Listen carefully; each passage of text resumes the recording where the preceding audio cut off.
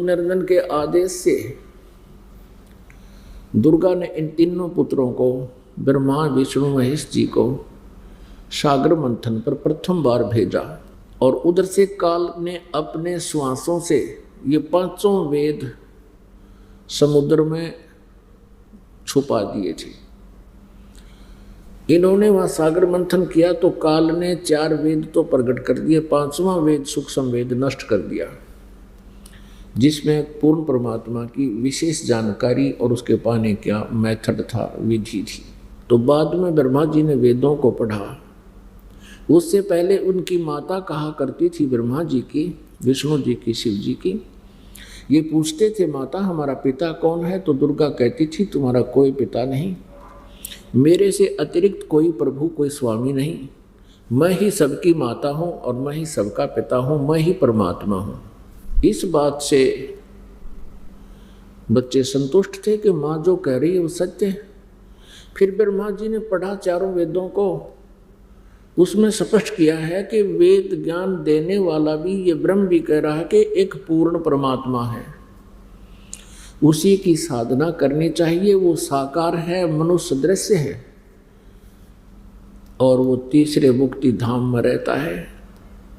तो ब्रह्मा ने शंका व्यक्त की कि माता आप तो कह रहे थे कि और कोई प्रभु है नहीं, वेदों में लिखा है कि वो तो परमात्मा साकार है, सदृश्य है, मनुष्य दृश्य है, उसको उसके दर्शन किए जा सकते हैं साधना करने से। अब दुर्गा असमंजस में पड़ गई, क्योंकि दुर्गा ने फिर बताना पड़ा कि बेटा वो परमात्मा निराकार है और वो तुम्हें कभी दिखाई नहीं देगा किसी भी साधना से। ब्रह्मा जी ने कहा कि माता जी आपकी बात पर मुझे अब अविश्वास हो गया, पहले आप कुछ कह रही थी, अब वेदों को पढ़ा, इसमें विधि लिखी है पाने की, तो मैं परमात्मा पाऊंगा। दुर्गा ने कहा कि वो नहीं मिलेगा, क्योंकि इसने प्रतिज्ञा की है ब्रह्म ने कि मैं कभी किसी भी वेदों में वर्णित विधि से, जब से, तब से, यज्ञ से किसी को दर्शन नहीं दूंगा, अपने यथार्थ रूप में नहीं आऊंगा। तो ब्रह्मा जी ने 4 युग तक हठ योग किया, ओम नाम का जाप किया। यजुर्वेद अध्याय नंबर 40 के मंत्र नंबर 15 में कहा कि ओम कर्तु समर कल्वे समर कर्तुम समर वायु अनिलम अथ इदम भस्मांतम शरीरम ओम कर्तु समर किलवे समर और कर्तुम समर। अब ब्रह्मा ने देख लिया कि ओम नाम के जाप करने का निर्देश है, विधान है, और आकाशवाणी वो हठ योग वाली काल की थी। वेद ज्ञान जो है परमेश्वर का दिया हुआ है, 4-5 वेद परमेश्वर कबीर देव जी ने इस काल के ब्रह्म के सरपुरुष के हृदय में, अंतःकरण में फीड कर दिए थे। इसने समय आने पर ये विवश हो गया इनको निकालने के लिए। परमात्मा कबीर देव जी ने हमारे ऊपर बहुत रहम किया, हमने बहुत गलती कर रखी है। तो उस समय काल ने फिर एक चाल चाली 5वां वेद नष्ट कर दिया। आकाशवाणी से तो ले लिया हठ योग ब्रह्मा जी ने, और वेदों से ले लिया ओम मंत्र। अब इनकी मति मारी गई। यजुर्वेद अध्याय नंबर 40 के श्लोक नंबर 10 में स्पष्ट किया है कि उस परमेश्वर को कोई तो साकार बताता है, कोई निराकार बताता है, कोई जन्म लेने वाला कहता है, कोई जन्म नहीं लेता ऐसा बोलता है। इसकी जानकारी तत्वदर्शी संत देंगे, उनसे सुनो। इससे सिद्ध हो गया कि वेद ज्ञान कंप्लीट नहीं है, संपूर्ण नहीं है, अधूरा है। उसके लिए स्पष्ट बता दिया कि वो पूर्ण परमात्मा की यथार्थ जानकारी तो तत्वदर्शी संत देंगे। यजुर्वेद अध्याय नंबर 40 के श्लोक नंबर 17 में अंतिम मंत्र है 40वें अध्याय का, और यजुर्वेद का भी अंतिम मंत्र है। 40वां अध्याय अंतिम अध्याय है। इसमें ये ब्रह्म कहता है कि मेरा तो ओम मंत्र है, और वो परमात्मा, पूर्ण परमात्मा तो गुप्त है, प्रोक्ष है। जैसे गीता जी अध्याय नंबर 15 के श्लोक नंबर 1 से लेकर 4 में बताया है कि ऊपर को जड़ वाला और नीचे को तीनों गुण रूपी शाखा वाला ये उल्टा लटका हुआ संसार रूपी वृक्ष है। और जो संत इसको तत्व से जानता है, सब पार्ट्स के साथ जानता है, पत्ते क्या है, जड़ क्या, कौन भगवान है, तना क्या है, शाखा और डार क्या है, तो वो तत्वदर्शी संत है। तो परमेश्वर कबीर देव जी ने अपनी सूक्ष्म वेद में, अपने अमर वाणी में, सच्चिदानंद घन ब्रह्म की वाणी में, कबीर वाणी में, अर्थात इस तत्व ज्ञान में बता रखा है। अक्षर पुरुष एक पेड़ है, निरंजन वा की डार, और तीनों देवा शाखा है ये पात रूप संसार। अब जैसे जमीन से बाहर जो दिखाई देता है उसको पेड़ कहते हैं, जड़ प्रोक्ष है, वो गुप्त है, वो पूर्ण परमात्मा परम अक्षर ब्रह्म है। ऐसे ही यजुर्वेद अध्याय नंबर 40 के मंत्र नंबर 17 में स्पष्ट किया है कि वह पूर्ण परमात्मा तो प्रोक्ष है। अब यहाँ थोड़ी सी झलक आपको दिखाते हैं, जिस कारण से ये सभी ऋषि महर्षि भ्रमित रहे और काल तक की साधना करके इसी के जाल में फंसे रहे। देखिएगा यजुर्वेद महर्षि दानंद सरस्वती कृत आर्य समाज प्रवर्तक, प्रकाशक हैं सार्वदेशिक आर्य प्रतिनिधि सभा 2/5 महर्षि दानंद भवन रामलीला मैदान नई दिल्ली से। अनुवाद करता है इसके महर्षि दानंद सरस्वती, 40 के 40 अध्याय, मुद्रक ये है इसके। अब यजुर्वेद का अंतिम अध्याय का अंतिम मंत्र, 2-3 मंत्र हैं, बिल्कुल निर्णायक ज्ञान देते। पहले तो ये देखिएगा गीता जी अध्याय नंबर 4 के श्लोक नंबर 34 में जो वर्णन है कि तत्व ज्ञान तत्वदर्शी संतों से समझ, तो यहाँ पर भी वही है। ये 40वां अध्याय है और इसका 10वां मंत्र है। हे मनुष्यों, इन्हीं का अनुवाद है।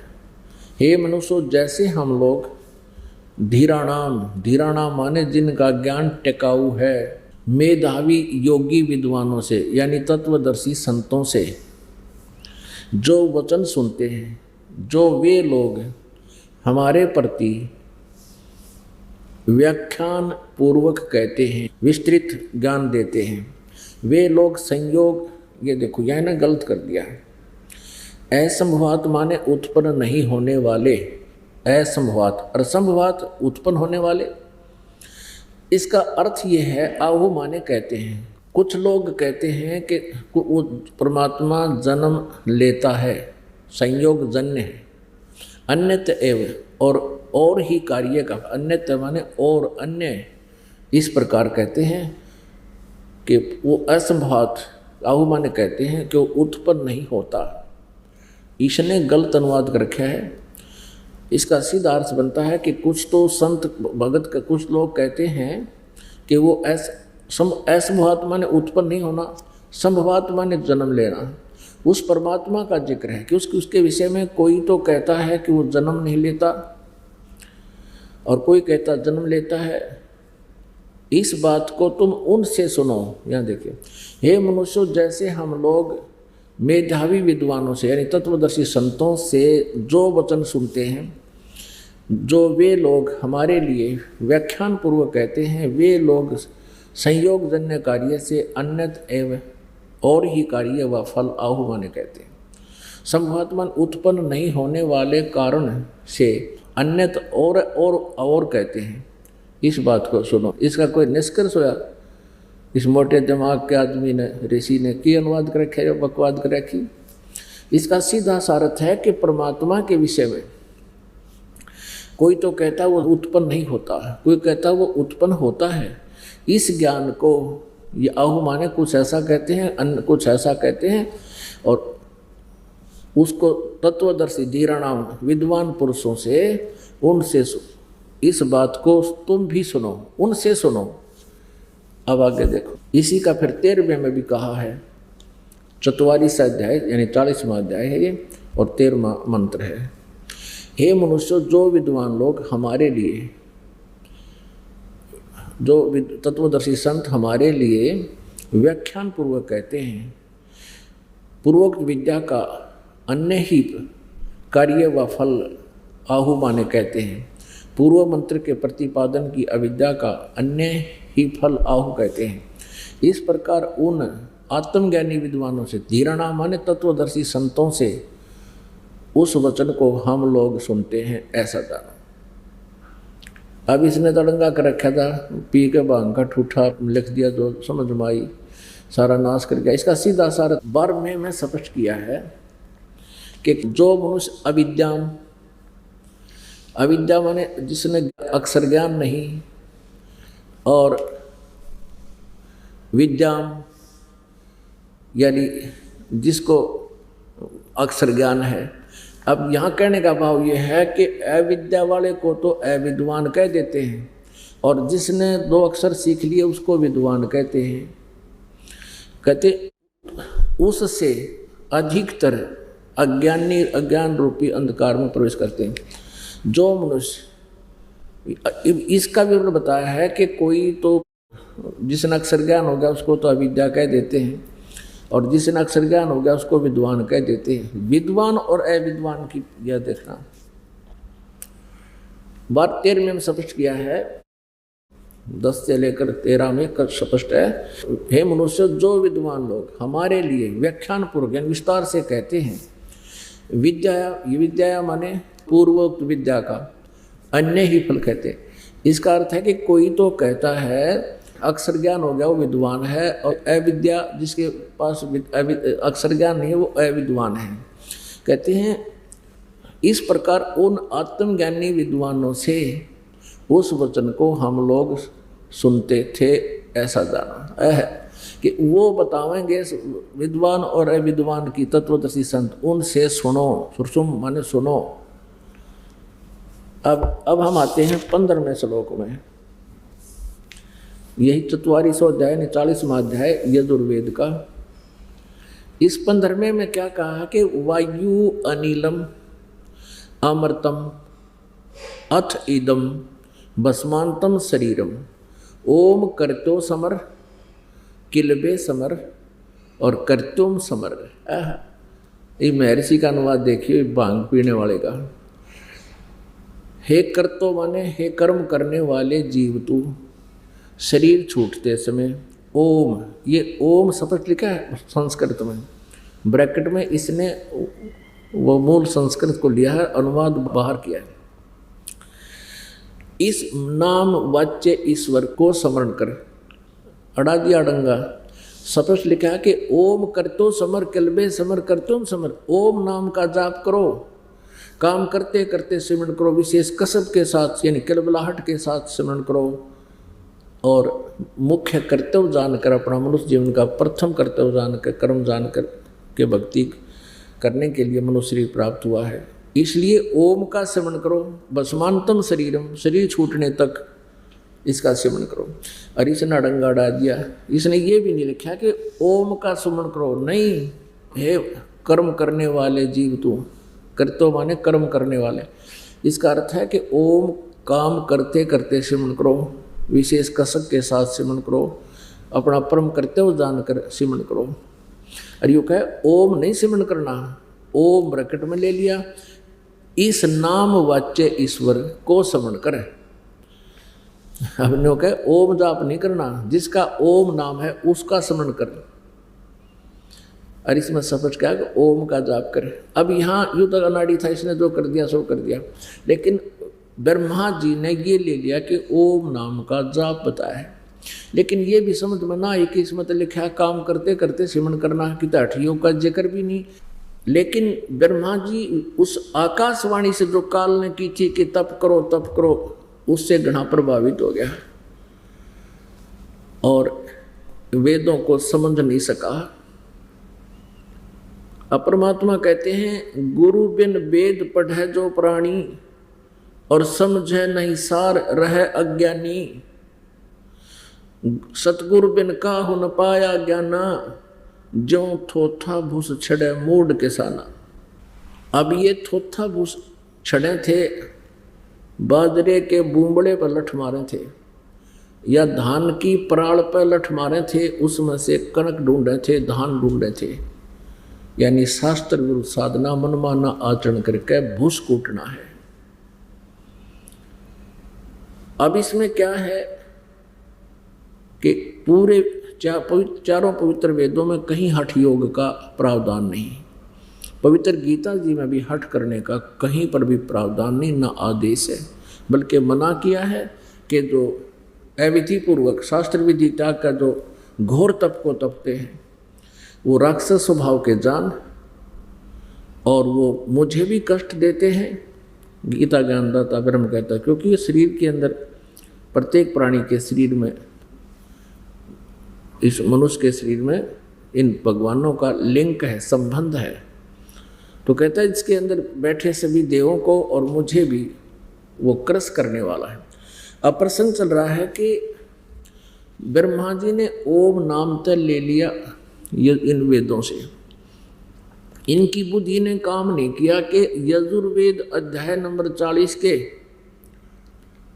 अंतिम मंत्र में, 17वें मंत्र में, यजुर्वेद के अंतिम मंत्र में निर्णायक ज्ञान दे दिया कि वो परमात्मा तो गुप्त है, गुप्त है। उसके बारे में तत्वदर्शी संत बतावेंगे, वो क्लियर कर दिया 40वें अध्याय के 10वें और से लेकर 13वें तक, इन 4 श्लोकों में, 4 मंत्रों में। और यहाँ बता दिया कि वो परमात्मा तो प्रोक्ष है और मैं ब्रह्म स्वर्ग में रहता हूँ, ब्रह्मलोक में रहता हूँ, आकाश में, उस दिव्य आकाश में रहता हूँ, मैं ब्रह्म हूँ, मेरा ओम नाम है। ये देखिएगा, ये वही यजुर्वेद हमने ये पढ़ा भी, 15वां हमने पढ़ लिया, अब हम 17वां पढ़ते हैं। ये 17वां है, 44वां अध्याय यजुर्वेद भाषा भाष्य और 17वां श्लोक। अनुवाद। हे मनुष्यों, जिस ज्योति स्वरूप रक्षक मुझ से अविनाशी यथार्थ कारण के आच्छादित मुख के तुल्य उत्तम अंग का प्रकाश किया जाता है।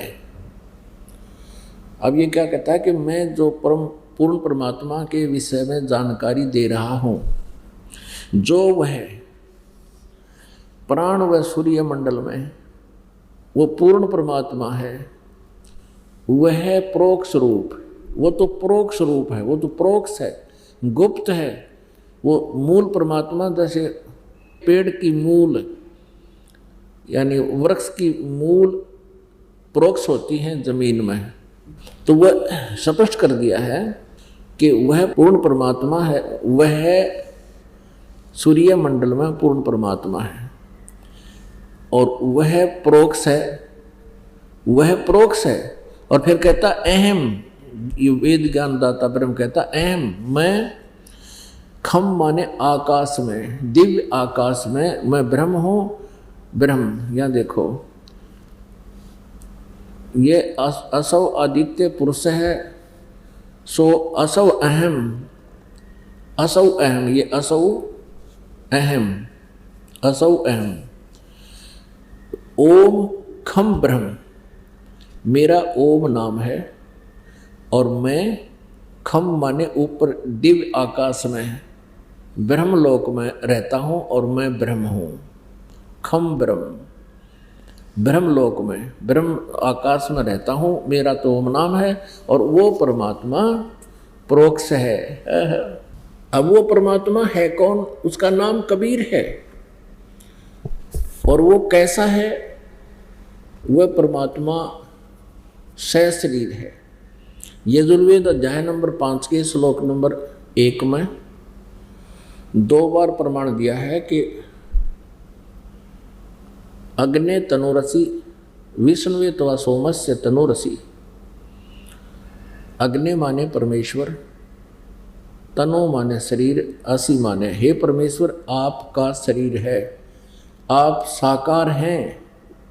दूसरी बार कहा कि विष्णुवे तवा सोमस्य, उस अमर पुरुष का सबके पालन पोषण धारण पोषण करने के लिए शरीर है। ऋग्वेद मंडल नंबर 9 सूक्त नंबर 1 मंत्र नंबर 8 और 9 में आप जी ने कल पढ़ा कि उस परमात्मा को उग्र गतियाँ उग्र सतिथियाँ प्रेरणा करती है, प्रेरित करती है, फिर वो भासमान शरीर को धारण करता है और वो उस परमात्मा का 3 प्रकार से शरीर की सतिथि है। एक रूप में तो परमात्मा अनंत कोट ब्रह्मांड के स्वामी रूप में विराजमान रहता है सतलोक में। वहाँ परमात्मा मनुष्य दृश्य है, उनका एक रोमकूप की शोभा करोड़ सूर्य मिला दे, करोड़ चंद्रमा मिला दे तो भी परमात्मा के रोमकूप की रोशनी अधिक है। और वहाँ वो परमानेंट रहते हैं, स्थिर। और दूसरे शरीर की स्थिति है कि वो यहाँ एक शिशु रूप धारण करके प्रत्येक युग में एक लीला करते हैं और उसमें वो ऐसी ही लीला करते हैं कि उनको कोई निसंतान दंपति उठा ले जाते हैं और जिस भी घर में पलते हैं उसी नाम से वो कहलाते हैं। जैसे सतयुग में महर्षि कहलाए, ब्राह्मण कहलाए परमात्मा, द्वापर में भी ब्राह्मण उनको ले गए थे तो ऋषि कहलाए, और त्रेता युग में एक वाल्मीकि ने उनको उठा लिया था तो तब वो वाल्मीकि कहलाए, करुणा में नाम से आए थे। और कलयुग में एक जुलाहा उठा ले गया तो वो जुलाहा कहलाए। लेकिन परमात्मा कहते हैं जात पात मेरा नहीं। अब उस परमात्मा के 3 स्थिति से शरीर है। एक तो वहाँ सतलोक में स्थायी रहते हैं, दूसरा एक नवजात शिशु का रूप धारण करके पृथ्वी पर आते हैं, लीला करते हुए बड़े होते हैं और छोटी आयु में ही वो अपने इस तत्व ज्ञान का प्रचार शुरू कर देते हैं। क्योंकि परमात्मा का यहाँ आने का उद्देश्य अपनी आत्माओं को उस निज घर का ज्ञान देना ही होता है कि तुम कौन हो, कहाँ से आए हो, यहाँ क्या कर रहे हो, तुम्हारी क्या दुर्गति हो रही है, तुम्हारी आंखें नहीं खुल रही हैं। एक पल में ना जाने के बिजली गिर जाए इस गंदे लोक में और तुम शेष बचे हुए ये सोचते हो हम तो अभी ठीक हैं। और जिनके ऊपर कल बिजली गिर गई, कोई एक्सीडेंट में मर गया, कोई कैंसर होकर तड़फ का मर गया, कोई और किसी कारण से बर्बाद हो गया, वो भी आपके तरह अपने आप को ठीक समझ रहा था। यहाँ कितना ठीक नहीं, कोई ठीक नहीं, कोई कुशल नहीं है। तो परमात्मा का उद्देश्य यहाँ आने का यही होता है कि वो अपना तत्व ज्ञान, अपनी जानकारी दे अच्छी आत्माओं को। वो अच्छी आत्माएं फिर अपने अपने समाज में उस परमेश्वर की महिमा का फिर डंडोरा पीटे हैं। यही हुआ, यही होता रहा है। तो ये तो दूसरी स्थिति होगी परमात्मा के शरीर की। और तीसरी स्थिति ये बताई होती है कि जब चाहे वो प्रकट हो जाते हैं किसी भी रूप में। जैसे अब्राहिम सुल्तान अदम को मिले, एक जिंदा महात्मा का रूप बना कर प्रकट हो गए और उनका अज्ञान हटाया, अपनी शरण में लिया, मोक्ष का अधिकारी बनाया। ऐसे आदरणीय नानक देव जी को बेई नदी पर मिले, उनकी आत्मा को सचखंड लेकर गए। 3 दिन 3 रात तक उनके शरीर को अदृश्य कर दिया। तीसरे दिन वो वापस भेज दिए। नानक साहब जी ने ऊपर देखा सचखंड में पूर्ण परमात्मा को, सतपुरुष को, कबीर देव जी को। एक रूप में तो वहाँ तख्त पर बैठे थे, दूसरे रूप में उनके साथ एक जिंदा महात्मा के रूप में साथ गए थे। लेकिन ऊपर जाकर के वो जिंदा वाला रूप ही अकेला सिंहासन पर विराजमान रह गया और जो पहले परमात्मा विराजमान थे, तेजो में शरीर था, वो कबीर देव जी के शरीर में समा गया उस जिंदा महात्मा के रूप में। तो ऐसे 3 सत्य फिर नानक साहब जी को वापस भेज दिया। तब नानक जी साहब जी ने, क्योंकि आदरणीय नानक साहब जी का जन्म हिंदू धर्म में था, ये जो है इस अरोड़ा जाति में खत्री परिवार में जन्मे थे कालूराम मेहता खत्री के घर पे। और हिंदू धर्म जन्म होने के कारण ये ब्रजलाल पांडे से गीता पढ़ा करते हैं। जब श्री नानक देव जी को पूरा ज्ञान हुआ, साक्षात्कार हुआ प्रभु का और सचखंड का, उसके बाद उन्होंने इन ब्राह्मणों के छक्के छुड़ा दिए। केवल 7 श्लोक गीता के ले लिए और कहा कि ये शपथ श्लोक की गीता का उत्तर दे दो तुम। बताया कि गीता जी अध्याय नंबर 4 के श्लोक 34 में जिस तत्वदर्शी संत के बारे में कहा वो उसकी पहचान बताओ। और तुम मानते हो श्री कृष्ण जी ने गीता का ज्ञान दिया है, तो श्री कृष्ण जी तो कह रहे हैं चौथे अध्याय के 5वें श्लोक में और 9वें श्लोक में, दूसरे अध्याय के 12वें श्लोक में, मेरा तो जन्म और मृत्यु होता है, तुम इनको अविनाशी बता रहे हो। गीता जी अध्याय नंबर 18 के श्लोक नंबर 62 में गीता ज्ञानदाता किस अन्य परमेश्वर की शरण में जाने को कह रहे हैं, बता दीजिए ब्राह्मण। ब्राह्मणों की सिट्टी फिट्टी गुम होगी। और ब्राह्मणों ने फिर क्या किया कि उनके पिताजी कालूराम मेहता जी को कहा कि तेरा बेटा नास्तिक हो गया, ब्रह्मा विष्णु महेश के बारे में ऊट पटांग बोलता है। तो उनके पिताजी ने भी बहुत सख्त विरोध किया और उनकी बात को नहीं माना अंतिम सांस तक। फिर नानक साहब जी कैसे मान सकते हैं, वो तो आंखों देख रहे भगवान को, तो उन्होंने भी किसी की नहीं मानी। तो ऐसे दृढ़ भक्त हैं जिनको परमात्मा आकर मिलते हैं, ये नियम है उस परमेश्वर का। और ऐसी लीला केवल कबीर साहब ने की है। इससे सिद्ध है कि कबीर इज गॉड। तो पुण्यात्मा वो परमेश्वर यहां आता है। ऐसे 3 सखी थी उस परमेश्वर के शरीर की हैं। इसलिए ऋग्वेद मंडल नंबर 9 आपको फिर दिखाते हैं। पुण्यात्माओं, आपको बताया कि आप विद्यार्थी हैं और फाइनल एग्जाम तक विद्यार्थी ने अपने सिलेबस का रट्टा लगाते रहना चाहिए, नहीं तो फिर भूल पड़ जाती है, एग्जाम में फिर विचलित हो जाता है।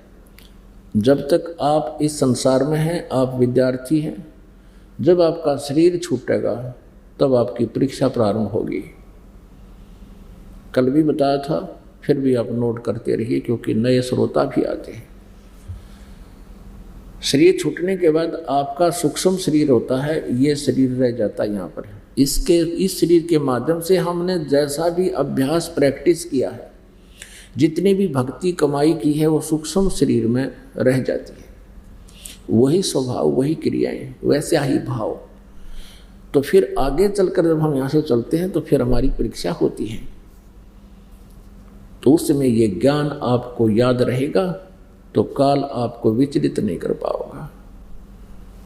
अब आपको दिखाते हैं ऋग्वेद मंडल नंबर 9 सूक्त नंबर 1 और मंत्र नंबर 8 और 9 में, जैसा कल भी दिखा था। ये देखिएगा, प्रकाशक है सार्वदेशिक आर्य प्रतिनिधि सभा, महर्षि दान भवन, रामलीला मैदान, नई दिल्ली। ये इन्होंने वैसे गलत कहा, यहाँ पर महर्षि दान सरस्वती कृत नहीं है, या फीत या मोहर वैसे लगा देते थे इसकी, क्योंकि जहाँ महर्षि दान का नाम लिखा होता ये वेद बिक जाया करते हैं। इन्होंने दुकान खोल रखी थी, इन अड़ंगा उड़ंगा करके उल्ट वेद अनुवाद, और जहाँ इसका महर्षि का मोहर लगी पाई तो उन्होंने सब ने खरीद लिए, बुद्धिमान लोगों ने, नहीं तो वो खरीदते नहीं थे। मुद्रक है prince option printer 1510 Patodia Daryaganj Nai Delhi. अब ये कंसेप्ट क्लियर करना पड़ेगा क्योंकि ये प्रसंग बीच में आ गया कि ये दानंद जी का अनुवादित नहीं है, 9वां मंडल 9वां और 10वां। अब आपको ये कंसेप्ट क्लियर करते हैं कि ये जो इन्होंने गलत लगा रखा है, लिखा है महर्षि दानंद सरस्वती कृत, ये दानंद जी का अनुवाद नहीं है इसमें। इससे स्पष्ट होगा, ये देखिएगा, ये एक महात्मा है श्रीपाद दामोदर सातवलेकर, ऋग्वेद भाष्यम भाष्यकार हैं। महर्षि दानंद सरस्वती ऋग्वेद के केवल 1 से लेकर 6 मंडल तक इसने अनुवाद किया हुआ है, बस। इसके बाद इनकी मृत्यु हो गई थी। उसके बाद श्रीपाद दामोदर सातवलेकर ने 7 से लेकर 10 मंडल तक का अनुवाद किया। ये झूठे डरे थे यार, ये समाज के आचार्य हैं। इन्होंने झूठ के सहारे ही अपनी दुकान चला रखी थी। ये आर्य समाज के आचार्य नरे झूठे, ये आपके समक्ष हैं। इन्होंने अपनी दुकान चला रखी है, इन वेदों को सत्यार प्रकाश को बेचकर अपना ये काम चला रहे थे। और जब इनकी पुलिस दास ने खोल दी तो इनका आग लग गई। इन्हें सोची तुम्हारी दुकान बंद होगी, ये क्रोथा कांड करवा दिया, नाश करवा। ये तो जनता के नाशक हैं, ये शुरू से ऐसा करवाते आए हैं। लेकिन वर्तमान में आज से 600 वर्ष पहले वाला मानव नहीं है, बहुत बुद्धि रखता है और प्रत्येक इंसान की वो चाल को समझता है, बोलते ही परख जाता है ये कहाँ बोल रहा है, यह क्या उद्देश्य रखता है। तो अब ऋग्वेद मंडल नंबर 9 फिर दिखाते हैं, उसमें क्या अनुवाद किया है। यदि ये महर्षि दानव इसका अनुवाद करता, इसका नाश कर देता, कति कुछ भी समझ में नहीं आने देता। शुक्र है इसकी जल्दी मृत्यु होगी, 59 साल की उम्र में। उसके बाद फिर इन्होंने अन्य आचार्यों ने मिलता जुलता सा कुछ ठीक अनुवाद कर दिया, जो आज हमें आपको समझाने में सुविधा हो रही है। नहीं तो दास को तो 100% विश्वास हो गया था, जो मालिक ने वचन बोल दिया फाइनल है। और जिन महापुरुषों ने परमात्मा को देखा, जैसे आदरणीय गरीबदास साहिब जी, गांव छुड़ानी, जिला झज्जर, हरियाणा वाले, इनको भी परमेश्वर आकर मिले थे। ऐसे ही तीसरी सतीथि में जिंदा महात्मा के रूप में आए थे, जैसे श्री नानक देव जी को मिले, ऐसे आदरणीय दादू साहिब जी को मिले, ऐसे आदरणीय गीसा दास साहिब जी को मिले, खेखड़ा वाले को, इस उत्तर प्रदेश मेरठ जिला में। ऐसे ही आदरणीय मुलुकदास साहिब जी को मिले। मुलुकदास जी अरोड़ा जाति से थे, खत्री जाति से। और आदरणीय धर्मदास साहिब जी से मिले, ये लाला जी थे। और आदरणीय स्वामी रामानंद जी से मिले, ये ब्राह्मण पंडित थे। तो ऐसे ही लीला करते हैं परमात्मा, अपने सतलोक से चलकर आते हैं। उनसे तीसरी सतीथि में एक कब आए और कुछ लीला करके चले गए। अब हम दिखाते हैं आपको परमात्मा सशरीर है। ये वही ऋग्वेद मंडल नंबर 9, 10 महर्षि दान, ये गलत लिखा है ना, यहाँ देखो, यहाँ भी प्रकाशक सार्वदेशी कार्य प्रतिनिधि सभा महर्षि दान, भवन रामलीला मैदान, नई दिल्ली। ये गलत लिखा है उन्होंने, महर्षि दान सर स्वीकृत। 9 और 10 मंडल महर्षि दानंद के नहीं है, 7 से लेकर 10 तक अन्य किसी आचार्य ने किए हैं। मुद्रक हैं Prince offset printers, 1510 Pataudi house, Daryaganj, Nai Delhi से। इसके 9वें मंडल का आप देखिएगा, ये अर्थ नवम मंडल, ऋग्वेद का 9वां मंडल है। और ये प्रथम सूक्त और प्रथम ही मंत्र, इसमें इन्होंने कहा है सोम माने हे परमात्मन। अब दूसरा मंत्र, मंडल नंबर 9, सूक्त नंबर 1 है और मंत्र नंबर 2। 1 आपने पढ़ लिया, ये 2, इसमें भी हे परमात्मन। ये 3 मंत्र में हे परमात्मन, ये 4 मंत्र में हे परमात्मन। ये दास आपको क्या समझाना चाहता है ये देखिएगा। 5 में हे परमात्मन, और यही ऋग्वेद मंडल नंबर 9 सूक्त नंबर 1 के मंत्र नंबर फिर 6 में भी हे परमात्मन। अब ये दयानंद सरस्वती परमात्मा को निराकार बताया करता था, इसलिए वेदों का अनुवाद करते समय इनका याद आ गई इन आचार्यों के, क्यों हो अड़ भगवान लिख दिया था, अगर साकार लिखा है तो यहाँ बदल दी, साथ में मैंने बोली बदल दी, लैंग्वेज बदलने लगे। उस पुरुष को यहाँ लिखना था उस परमात्मा को, आगे देखो 8वें में भी बोली बदल गई है। उस पुरुष को यहाँ लिखना था उस परमात्मा को, क्योंकि वो आगे लगातार 6 में परमात्मा परमात्मा कह रहे हैं।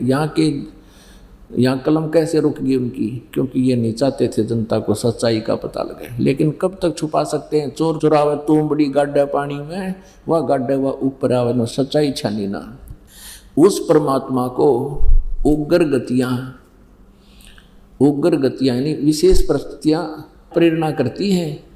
जैसे जब परमेश्वर आए, कबीर जी, आग लगी पड़ी थी, कोई भक्ति को जानता नहीं था, उत भूत की पूजाएं शुरू कर दी थी। उस परमात्मा को उग्र गतियाँ प्रेरणा करती हैं। और भासमान शरीर को, तेजोमय शरीर को वह पुरुष यानी वह परमात्मा प्राप्त होता है। तेजोमय शरीर धारण करता है, उसका तेजोमय शरीर होता है। आगे देखो, अब यहाँ लिखा है जिसमें तीन प्रकार से, जिसमें त्रिधातु तीन प्रकार से दूसरों का वर्ण करने वाला, दूसरों का कल्याण करने वाला मधु में शरीर मिलता है। तीन प्रकार से शरीर धारण करता, उनमें से एक प्रकार जो शिशु रूप में आते हैं उसका यहाँ वर्णन दिया है कि जब वो परमात्मा शिशु रूप में प्रकट होकर के लीला करता है तब कुंवारी गायें उसकी परवरिश करती हैं। कुंवारी गायों से के दूध से परमात्मा की लीला होती है, परवरिश की। उस सोमम माने सोम स्वभाव वाले श्रद्धालु पुरुष को यहाँ पुरुष लिखना शुरू कर दिया। पुरुष माने वैसे परमात्मा होता है, लेकिन इनका वजह से यहाँ केवल एक सिंपल मनुष्य सिद्ध करना चाहा, श्रद्धालु लिख दिया। उस परमेश्वर को जो शिशुम, इसका अर्थ नहीं क्या शिशुम का, शिशु रूप में प्रकट होता है। उस समय वहाँ लिखना था, उस शिशु रूप में प्रकट परमात्मा के इन कुमार अवस्था में ही अभी अधन्या, अधन्या माने बिना दनाई, अभी माने सब प्रकार से, यानी पूर्ण रूपेण कंवारी जाके संग बैल नहीं लागा, गाय की बच्चिया दूध पीना छोड़ चुकी हो और कभी बैल से सांड से टच ना हुई हो, उसको कंवारी समझो। अंडरस्टूड है कंवारी शब्द, कंवारी गाय अभी अधन्या, यानी बिल्कुल क्लियर किया है इसको समझे। कंवारी धेनव माने गौवें, धेनु माने गायें, गौवें तृप्त करती हैं, उसका पालन की लीला करती हैं। वो परमात्मा क्या करता है? अब आपको पुणात्माओं ये वेद हमने सुने थे पहले। इस दास की आयु सन 1988 में 37 वर्ष की थी इस शरीर की। उसमें दास को उपदेश प्राप्त हुआ था। सन 2001 में जब क्रोथा आश्रम बन चुका था, परमेश्वर ने प्रेरणा की, एक वाणी याद आई कि वेद मेरा भेद है और मैं मिलूं वेदन से नाही, और जौन वेद से मैं मिलूं वो वेद जानते रहे। तो दास ने सोचा परमात्मा की वाणी मिथ्या नहीं हो सकती, हो सकता है वेद और गीता। परमेश्वर ने एक वाणी और बोली है अपने अमर वाणी में कि वेद कतेब झूठे नहीं भाई, और झूठे हैं जो समझे नहीं। इन दोनों वाणियों ने दास को कचोट दिया। दिल्ली से वेद मंगवाए बच्चों से, भक्तों से, श्रीमद् भगवद गीता मंगाई। दास ने सोचा मुझे अनुवाद नहीं करना आएगा, इन्होंने कुछ तो ओला सोला कर ही रखा होगा, अनुवाद ही हिंदी में कुछ तो किया होगा, उसको देखेंगे और फिर माल्य की वाणी से कुछ मिला तो फिर शब्द कोश हमारे पास होगा। वही हुआ। दास ने पहले श्रीमद् भगवद गीता को देखा और तेरे की सारा खजाना भरा। गीता ज्ञान दाता काल, ये ब्रह्म है, ये काल है, श्री कृष्ण काल नहीं। ये कहता मेरा ओम नाम है, श्री कृष्ण का ओम नाम नहीं, क्योंकि ये तो स्वयं ओम नाम जाप करते थे। फिर गीता जी अध्याय नंबर 18 के श्लोक नंबर 62 में कहा कि उस परमेश्वर की शरण में जाओ। होई गीता जी के 15वें अध्याय के 16-17 में 3 प्रभु, सरपुरुष, अक्षर पुरुष और परम अक्षर पुरुष। अक्षर पुरुष एक पेड़ है, निरंजन वाक की डार, 15वें अध्याय के 1 से 4 में एकदम रोशनी हुई उत्तरे की। फिर सारा देखा, फिर सोचा इसका अलग से व्याख्यान करें, तो दास ने फिर गहरी नज़र गीता पुस्तक में गीता जी का यथार्थ अनुवाद एज इट इज कर रखा, जो आप जी के पास पहुंच चुकी है। तो इसी प्रकार फिर वेदों को देखा। ओहो, अब वेदों को आपके लिए जरूरी था कि इन वेदों में कुछ ऐसा लिखा हुआ मिल जाए जो आप भी समझ सकें कि इसमें सही सेंस बनी हुई है। और वो परमात्मा ने कृपा करती, दयानंद की मृत्यु होगी, इसने देखो यजुर्वेद आपको सुनाऊंगा। हे मनुष्य लोगों, जैसे मैं अभी बिजली प्रसिद्ध रूप की अड़ंगा को सेंस नहीं उसकी, इसे अड़ंगा कर रखे इनका। और फिर इनको सद्बुद्धि दी इन आचार्यों को, शेष बचे हुओं को, उन्होंने ठीक अनुवाद कर दिया और वो आपके समक्ष दास रूबरू करता। वैसे तो ये अनुवाद दास जो कर देता, आप जी तो खैर पुण्यात्मा है, संत की बात पर विश्वास करते ही आए हो, इन नकलियों पर भी कर रखा था हमने विश्वास। लेकिन वहाँ से जो यहाँ आएगा, दूध का जला हुआ लस्सी को भी, छाछ को भी फूंक मार के पिया करें। तो यहाँ आकर यदि दास वैसे कहता कि इसका अनुवाद ये गलत है, ऐसा बनता है, तो कोई नहीं मानता। आप जी को भी अन्य भ्रमित कर देते कि नहीं, आपके गुरुजी तो संस्कृत जानते ही नहीं। जैसे कबीर जी को कहा करते वो नकली, परमेश्वर कबीर जी के बारे में कहा करते थे कि कबीर क्या जाने वेदों और गीता के बारे में, क्या जाने पुराणों के बारे में, ये झूठ बोलता है क्योंकि ये शिक्षित नहीं है, इसको अक्षर ज्ञान नहीं है, ये संस्कृत भाषा नहीं जानता। तो उनकी तब तो चल गई वह बात, तब तो उनकी दाल गल गई। लेकिन आज परमात्मा ने सारे हथियार उठा रखे, हर तरह से उनके उन अज्ञानी गुरुओं के हर तरह से रास्ते बंद कर दिए।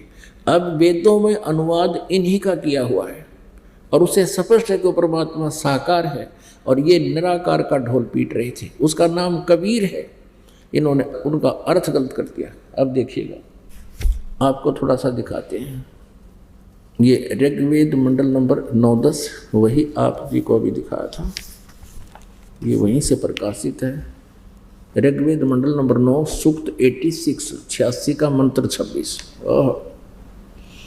परमात्मा, ये सत्यनारायण कथा है, जितनी बार पढ़ो आत्मा गदगद होनी चाहिए। परमात्मा की कथा सुनने से भी पुण्य बहुत होता है।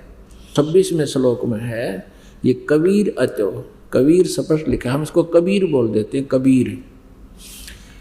यज्ञ करने वाले यजमानों के लिए परमात्मा, यज्ञ माने धार्मिक अनुष्ठान करने वाले, यजमान माने साधक यानी भक्तों के लिए परमात्मा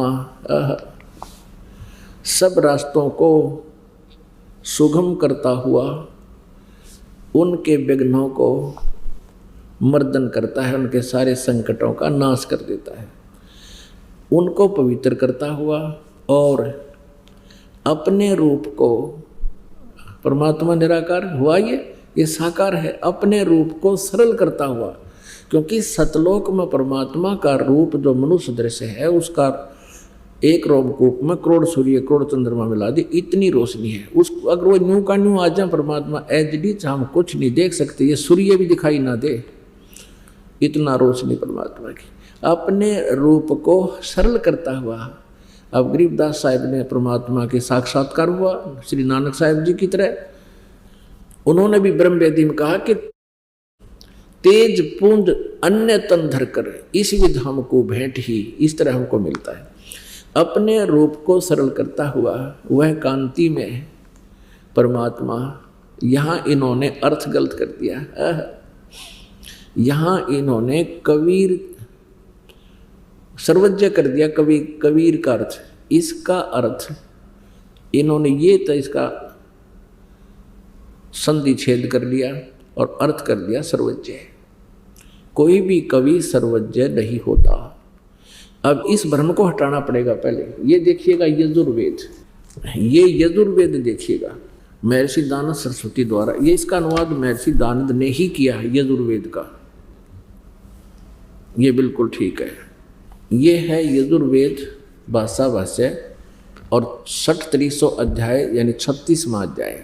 इसके प्रथम मंत्र में और प्रथम ही वाक्य में मंत्र में रचम वाचम परपदे मनो यजु परपदे। अब ये यजुर कहो चाहे यजु कहो, जैसे ये यजुर्वेद है, ये देखो ये रे हटाकर यहाँ अपसर्ग भी लगाई जा सकती है और ये यजुर्वेद, फिर भी इसको यजुर्वेद ही कहना चाहिए। अगर ये ऐसा भी लिखा हो जैसे अभी प्रमाण दे रहे हैं ये 36वें अध्याय का प्रथम मंत्र में यजु पर पदे। यहाँ देखिएगा, इसका अनुवाद स्वामी जी ने यहाँ किया है। ये यजु शब्द है और इन्होंने इसको यजुर्वेद लिखना पड़ा। बिल्कुल सही है। अगर यजु भी कहीं लिखा और ये इसका अर्थ तो यही करना चाहिए था। यदि यहाँ कोई कर दे यज्ञ स्तुतियों का संग्रह, तो कैसे समझेगा ये की चीज? ये इसका कुछ और अर्थ कर देते, कबीर का कर दिया उन्होंने सर्वज्ञ, वो होता ही नहीं। और यहाँ इसका अर्थ कर दे कुछ और, पूज्य लिख दे इसका, यजु माने पूज्य। तो कहाँ ढूंढे उस यजुर्वेद ने? लिखना था यजुर्वेद की महिमा, क्योंकि यजुर्वेद की महिमा गाई जा रही है। तो यहाँ यजु का अर्थ भी यजुर्वेद लिखेगा जिसने सही ज्ञान है, अनाड़ी से कुछ भी कर दो। तो यहाँ ये विचलित नहीं था दयानंद, इसने यहाँ यजुर का अर्थ यजुर्वेद लिखना पड़ा। इसी तरह पुण्यात्माओं, इस शिक्षा का यदि आपको कोई पुण्य है, कोई लाभ है, कोई बेनिफिट है, यही है कि आप भगवान को स्वयं पहचान लोगे। अभी तक इन नकली गुरुओं ने हमारा एंडोला बना रखा था। कोई सिर पैर हमें बता नहीं पा रहे थे और हम इन पर विश्वास करके अपना जीवन व्यर्थ करके, हमारे पूर्वज इन्होंने भूत बनवा दिए सारे। और फिर उनके कहने लगे तुम्हारे पिताजी दुखी हो रहे हैं और उनको स्वर्ग में असुविधा हो रही है, कहे स्वर्ग में चले गए और तुम्हारे पिताजी भूखे हैं। वो ब्राह्मण गुरु कहा करते थे, कहते थे उनको गाय की जरूरत है, एक गाय, लागड़ गाय यानी दूध वाली गाय चाहिए। अब श्रद्धालु ने सोचा भाई पिताजी ने सारी उम्र हमारे लिए कितना काम किया, माँ बाप ने, क्या हम एक गाय नहीं दे सकते उसको? अपने बच्चों के मुंह से दूध निकाल कर इन नकलियों को दे देते थे और वह खुद दूध पीवा परिवार अन्यों के। स्वर्ग में तुम्हारे पिता को मिल गया, भले आदमी हो। फिर स्वर्ग में कहा, स्वर्ग में दूध को ना, तो इसे स्वर्ग ने के फूक के जहाँ दूध ना मिलता या कपड़े ना मिलते, 5 लत्ते दे दो, हमने तेरे पिताजी के पास पहुंच जाएंगे। एक बार परमात्मा कबीर जी गंगा के घाट पर गए, वहाँ बनारस में एक स्नान करने का स्थान था। वहाँ ब्राह्मण लोग और अन्य उनसे भ्रमित व्यक्ति गंगा का जल उठावें और नो का नो गंगा में डाल दें और या कुछ एक बार से लाकर पटड़ी पर सूर्य की तरफ मुँह कर डाल दें। तो परमात्मा ने पूछा तुम क्या कर रहे हो श्रद्धालुओं और ऋषि जीव ब्राह्मणों, तुम क्या कर रहे हो? कहने लगे हम अपने पितरों को स्वर्ग में जल भेज रहे हैं। बड़े हंसे परमात्मा, बोला अच्छा, इतनी करोड़ों अरबों कोस दूर तुम्हारे देवताओं को, पितरों को ये जल मिल जाता है? हाँ। तो परमात्मा बढ़ गए धोती टैंक है गंगा में और लगे ऐसे पानी पटड़ी पर फेंकने, गंगा का अंधाधुंध मट गई। कुछ एक ने पूछा कबीर क्या कर रहे हो आप? कहने लगे वहाँ मैंने अपनी झोंपड़ी के पास एक बगीचा लगा रखा है, उसमें पौधे हैं छोटे छोटे, उनको पानी भेज रहा हूँ। तो वह कहने लगे रे मूर्ख, जो वहाँ कैसे पानी जाएगा? सारा यहीं तो गिर रहा है, वहाँ तक कैसे जाएगा? जब तुम्हारे पितरों के पास करोड़ों किलोमीटर चला जाएगा तो मेरी 2 किलोमीटर में नहीं जाएगा क्या? ये है मूर्ख बना रहे, मन तो मूर्ख और मूर्ख तुम आप। तो पुण्यात्माओं, ये परमेश्वर पूर्ण ब्रह्म, इन्होंने आकर यथार्थ ज्ञान दिया।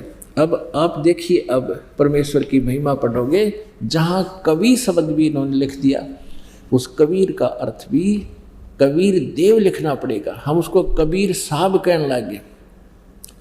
ये संस्कृत के ज्ञाता और व्याकरण के माहिर यदि ये कहें कि इसका अर्थ हम अर्थ ना करें और कवि लिख दें, कवि लिख दो कि वो कवि परमात्मा है, क्योंकि उस परमात्मा को कवि, उसका नाम ही कवि है। हम कवि को कवि कहने लगे, कवि, हम कवि साहब। लेकिन इस वेदों में कबीर देव है और कबीर देव की वजह से हम कबीर साहब कहने लगे अपनी मातृ लैंग्वेज में, मदर लैंग्वेज में। कबीर देव, देव माने परमेश्वर, देव माने साहब होता है, साहब कहो, भगवान कहो, राम कहो, तो इस प्रकार ये कबीर देव, हम कबीर साहब कहने लगे। तो अब देखिएगा ऋग्वेद मंडल नंबर 9 और सूक्त नंबर 86 और मंत्र नंबर 26 ये हम पढ़ रहे हैं। ये आपने पढ़ लिया। हम यहाँ तक आगे कि यज्ञ करने वाले यजमानों के लिए परमात्मा, धार्मिक अनुष्ठान करने वाले भक्तों के लिए प्रभु परमात्मा, सब रास्तों को सुगम करता हुआ उनके विघ्नों को मर्दन करता है, उनको पवित्र करता हुआ और अपने रूप को सरल करता हुआ, हल्के तेज पुंज का रूप धारण करके वह कांति में परमात्मा कबीर देव है। अब समझ में आओगे आपके कबीर देव, कबीर साहब विद्युत के समान, कहते पहुंचूंगा क्षण एक में अपने जन के पास, एक क्षण में बिजली जैसी गति से आता है क्रीड़ा करता हुआ और वर्णीय पुरुष को प्राप्त होता है। वर्णीय माने श्रेष्ठ दृढ़ भगत को। आगे देखिए अब 27वें श्लोक में ऋग्वेद मंडल नंबर 9 सूक्त नंबर 86 का मंत्र 26 पढ़ लिया। अब 27 पढ़ते हैं। ये निराकार निराकार करा करते बकवादी। इसमें लिखा है कि जो परमात्मा ध्रुवलोक के तीसरे पृष्ठ पर रहता है, बैठा है, विराजमान है, यानी एक देशीय है, ऊपर सतलोक में बैठा तीसरे लोक में। अब ऋग्वेद मंडल नंबर 9 सूक्त नंबर 82 का ये देखिएगा 1 2 3 इसमें और क्लियर कर दिया है। और ये एक मंत्र यहाँ पर है ऋग्वेद मंडल नंबर 9 सूक्त 82 का मंत्र 1, जो सर्वो उत्पादक प्रभु प्रकाश स्वरूप यहाँ पर अरुष्य का मतलब है तेजो में शरीर युक्त, सद्गुणों की वृष्टि करने वाला, पापों का नाश करने वाला, पापों के हरण करने वाला, वह राजेव राजा के समान। राजेव ये देखो 269 पृष्ठ पे है ये राजेव राजा के। आगे देखो 270 पे ये लिखा राजा के समान दर्शनीय है, देखने जोगा है, साकार है, देखने जोगा है। वह पृथ्वी आदि लोक लोकांतरों के चारों ओर शब्दमान हो रहा है। वह वर्णीय पुरुष को, वर्णीय पुरुष यानी श्रेष्ठ भगत को, व्यक्ति को, श्रेष्ठ व्यक्ति को, जो दृढ़ भक्त है, अच्छी आत्मा को जो दृढ़ है, फिर किसी के नहीं सुनता तो एक सारा संसार कुछ कर लो, उसको पवित्र करता हुआ प्राप्त होता है। कैसे? जिस प्रकार विद्युत यानी आकाशीय बिजली और स्नेह वाले स्थानों को आधार बनाकर प्राप्त होता है। जैसे आकाशीय बिजली गिरती है, पहले पुराने समय में कांसी धातु के बेले थाली होते थे तो उनको छुपाया करते थे, वर्षा के दिन घर में रख देते थे कहीं बिजली ना गिर जाए, क्योंकि वो उस पर उसका अट्रैक्शन होता है।